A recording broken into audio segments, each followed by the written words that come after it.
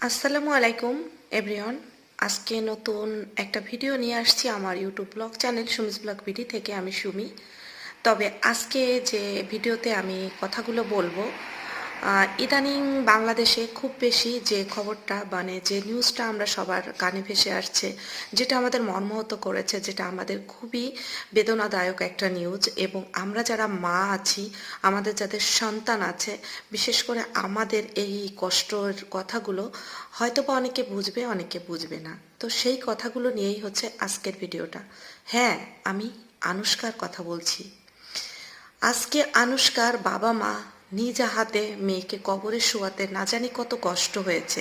এটা শুধু সেই বাবা মারা বুঝবে যাদেরও একটা কন্যা সন্তান আছে, যাদেরকে প্রতিদিন স্কুলে দিতে হয়, কলেজে দিতে হয়, ইউনিভার্সিটিতে দিতে হয় এবং ভয়ে আতঙ্কে বাসায় থাকতে হয়। আমার সন্তান ফিরে আসবে তো? তাহলে আজকের পর কি আমরা নিশ্চিন্তে আর ঘুমাতে পারবো? বাসায় থাকতে পারবো সন্তানকে স্কুলে পাঠিয়ে, কলেজে পাঠিয়ে? কি হবে আমাদের? কোথায় আমাদের নিরাপত্তা? দেশে বাস করার পরও আমাদের সন্তানদের এখনো আমরা মা বাবারা নিরাপত্তা দিতে পারছি না।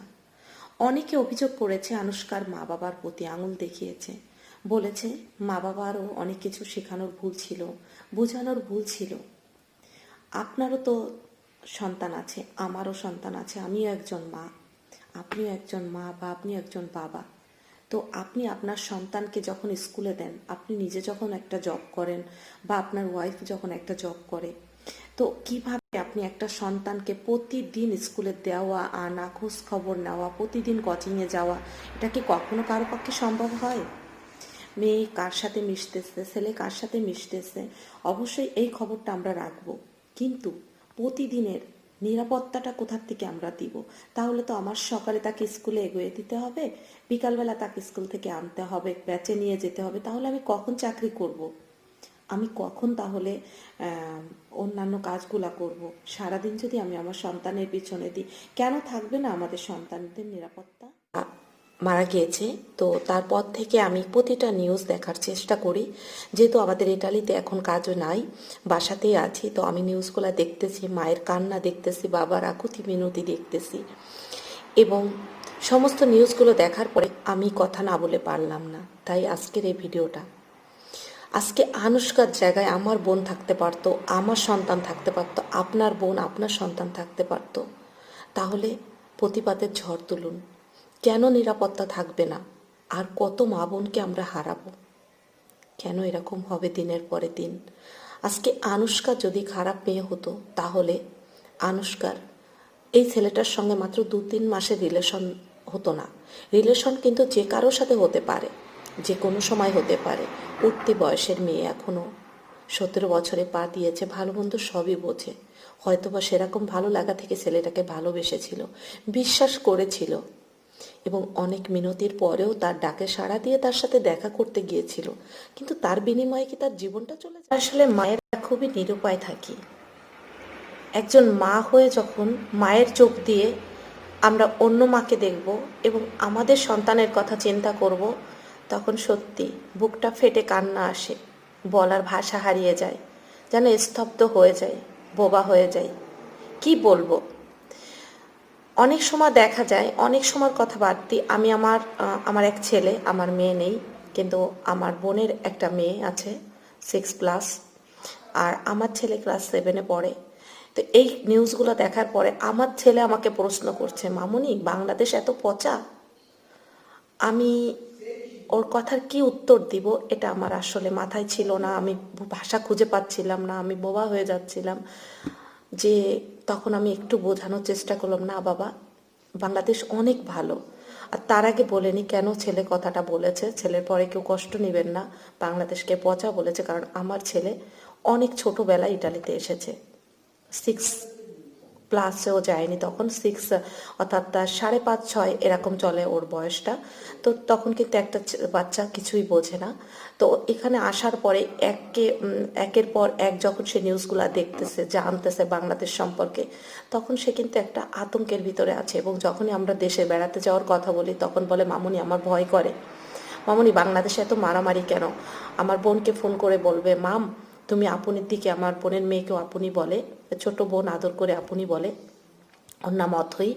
তো বলে যে মাম তুমি আপনিকে খুব সাবধানে রেখো, হাত ধরে বাইরে নিয়ে যাবে, তুমি কখনো ওকে একাকে রেখে বাসা থেকে যাবা না। আমার ছোট বাচ্চা, আমার বাচ্চা মাত্র, আমার ছেলে ক্লাস 7-এ পড়ে, অতটুকু ছেলে সে এখনই ভয় পাচ্ছে। তো কেন কেন তার বাংলাদেশের প্রতি একটা অনীহা, বাংলাদেশের প্রতি একটা ভুল সে বুঝবে, সে বাংলাদেশ সম্পর্কে ভুল জানবে, কিন্তু কেন? এই নিউজগুলো দেখেই তো, এই একের পর এক খবরগুলো দেখেই তো, তাই না?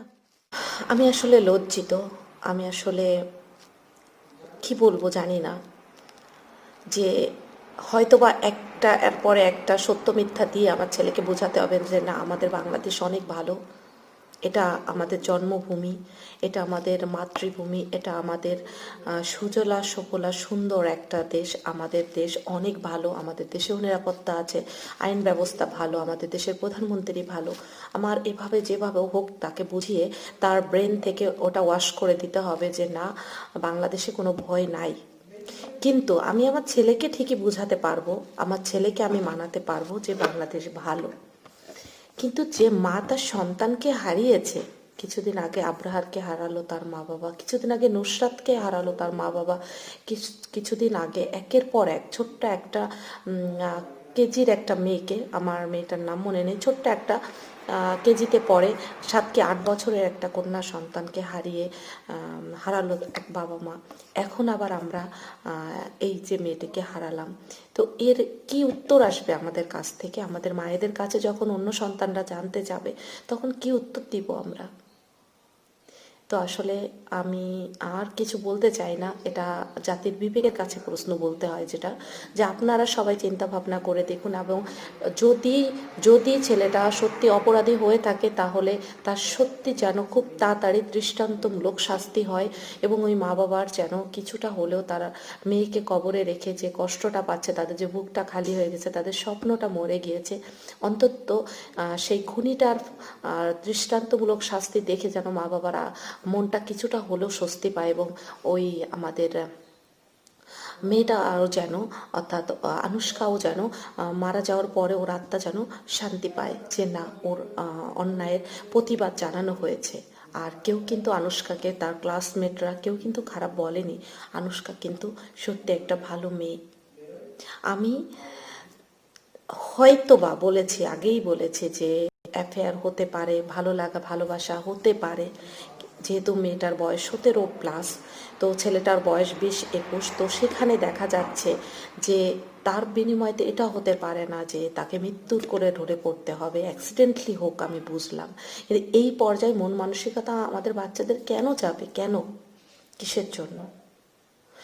এখন যতটুকু আমার মনে হলো ততটুকু আপনাদের সাথে আজ আলোচনা করলাম, ততটুকু আপনাদের সাথে গল্প করলাম। তো সবাই মিলে আসলে আমরা এটাই দাবি করব সরকারের কাছে, আমাদের মাননীয় প্রধানমন্ত্রীর কাছে, এটা যেন আইন শৃঙ্খলা বাহিনী সুষ্ঠুভাবে তদন্ত শেষ করে এটা যেন সুষ্ঠু একটা বিচার সম্পূর্ণ করেন, এবং দৃষ্টান্তমূলক শাস্তি হয় যেন যে খুনি, যে অন্যায়কারী তার। এবং সবাই আমরা আসলে এই মা বাবাকে সান্ত্বনা দেওয়ার ভাষা আমাদের কাছে নাই, এবং আমরা কোনো কিছু বিনিময়ে তার মায়ের বুকটা ভরিয়ে দিতে পারবো না, শূন্যতা পূর্ণতা করে দিতে পারবো না, কারণ এই বিষয় নিয়ে কথা বলার মতো আর কোনো ভাষা আমি খুঁজে পাচ্ছি না, বা বিষয় আমি খুঁজে পাচ্ছি না।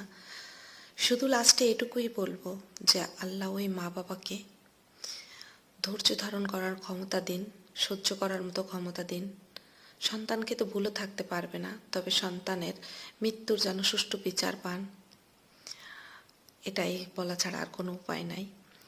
আর কি বলবো, তো আজকে ভিডিওটা এই পর্যন্তই। যদি আপনাদের ভালো লেগে থাকে, প্লিজ আমার YouTube blog channel Sumi's blog BD দেখবেন, সাবস্ক্রাইব করবেন, এবং লাইক শেয়ার কমেন্ট করবেন। কমেন্ট করে আমাকে জানাবেন আপনাদের কি মতামত।